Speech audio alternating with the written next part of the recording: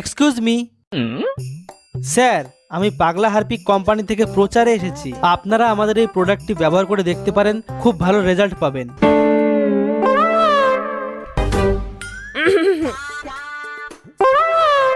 ওইসব হারপিক পারপিক আমাকে লাগে না, আমাকে ঘুটিয়ে ছাই আর বালি হলে ঘষি ঘষি উঠিয়ে যায়।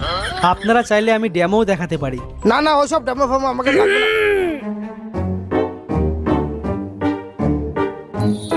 হ্যাঁ দাদা, হ্যাঁ চলো চলো, আসো